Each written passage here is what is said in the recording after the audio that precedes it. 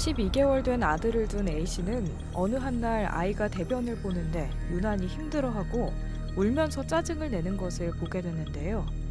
A씨는 변비인 것 같아 배를 따뜻하게 하고 주물러주면 나아질까 싶은 생각에 바지를 살짝 내려 아랫배를 만지는 순간 차타구니 한쪽이 이상하게 많이 튀어나오고 부어있는 것을 발견했습니다. 이상함을 느낀 A씨는 곧바로 병원을 찾았고 아이의 병명은 소아서해부 탈장이었습니다.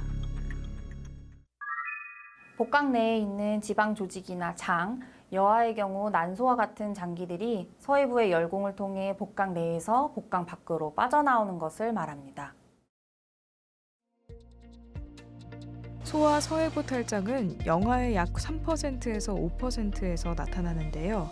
평균 발견 연령은 만 3.3세이며 3분의 1가량은 생후 6개월 이내에 발견됩니다. 남아가 여아보다 5배 정도 발생 빈도가 높으며 임신 37주 이전에 태어난 미숙아는 서해부 탈장 발생률이 20%가량으로 높은 편입니다. 남아의 경우 태아 시기 복강 내에서 고환이 만들어진 후 음낭으로 내려오게 되는데 이 내려오는 길을 초상돌기라고 부릅니다. 원래는 출생 전에 이 길이 닫혀야 하는데 열려 있으면서 구멍을 형성하고 그 구멍을 통해 탈장이 발생합니다. 여아에서는 고환이 만들어져서 내려가지는 않지만 남아와 같은 위치에 누크관이라는 길이 생겼다가 닫히는데 이 길이 열려 있으면서 서해부 탈장이 발생합니다. 따라서 만삭을 채우지 못하고 태어나는 미숙아에게서 서해부 탈장의 발생률이 더 높게 됩니다. 소아서해부 탈장은 영유아 시기에 많이 발견되지만 더러 초등학교에 들어간 이후에 발견되기도 합니다. 심하게 뛰어놀거나 기침할 때, 변을 볼 때 등 배에 힘이 들어갈 때 불룩하게 잘 나타나지만 가만히 누워있거나 아침에 일어난 직후에는 사라질 수도 있어 세심한 관찰이 필요합니다. 주로 복압이 올라갈 때 서해부가 불룩해지는 증상으로 나타납니다. 음낭까지 불룩해지는 경우도 있고요. 서 있을 때, 울 때, 변을 본 후에, 뛰어놀거나 오래 걸은 후에 증상이 잘 나타나며 누워서 휴식할 때는 탈장이 다시 원상복구, 즉 정복이 되는 경우가 많습니다. 누워서 탈장이 정복되지 않더라도 대부분 탈장 부위를 가볍게 눌러주면 정복되게 됩니다. 소아서해부 탈장의 기본 치료법은 수술입니다. 하지만 수술 시기는 탈장이 복원되는지 혹은 감돈, 즉 장이 빠져나와 제자리에 돌아가지 못하는 상태인지에 따라 다른데요. 감돈이 발생한 경우 응급실로 내원해야 하며 응급수술의 가능성이 있으므로 가능한 금식 상태로 내원하는 것이 좋습니다. 탈장낭을 통해 무리 없이 탈장이 들락날락하면 문제없지만 탈장된 장기가 끼어서 혈류가 통하지 않는 상황이 되면 그건 응급합니다. 장기가 끼어서 가벼운 마사지로 복구되지 않는 경우를 감돈되어 있는 장기로의 혈류에 장애가 생겨서 손상이 생기는 경우는 교액이라고 합니다. 감돈이 발생한 경우 응급실로 내원하여 의료진이 손으로 정복을 시도하며 의료진의 시도에도 탈장이 정복되지 않으면 수술을 시행해야 합니다. 혈류 장애로 인해 탈장된 장기의 손상이 발생한 경우에는 탈장된 소장이나 난소를 절제해야 하는 상황이 생길 수 있습니다.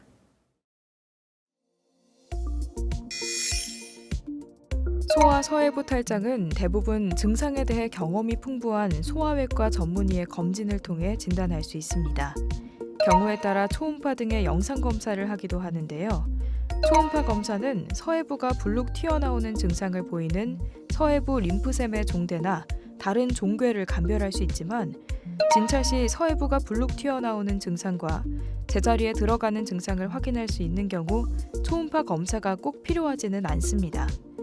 따라서 집에서 증상이 있을 때 사진을 찍어서 내원하시면 진단에 큰 도움이 됩니다.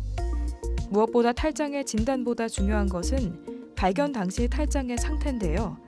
탈장된 부위가 저절로 혹은 가벼운 마사지에 의해 탈출된 장기가 복강 내 정상 위치로 환원된다면 응급 상황이 아니지만 탈출한 장기가 탈장 내공에 끼어 복강 내로 다시 들어가지 못하면 응급수술을 진행해야 합니다. 서해부 탈장은 자연적으로 낫는 질환은 아닙니다. 탈장 수술은 어렵지 않고 응급하게 해야 하는 수술은 아니지만 감돈이나 교액이 발생할 가능성이 있기 때문에 특별한 이유가 없다면 수술을 미루지 않고 빠른 시일 내에 시행하게 됩니다. 소아 서해부 탈장의 수술은 성인과 다르게 진행이 되는데요.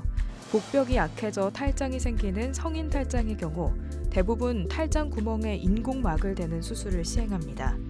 하지만 소아 탈장은 성인 탈장과 달리 인공막을 사용하지 않고 탈장이 생기는 통로를 묶어주는 수술을 시행합니다.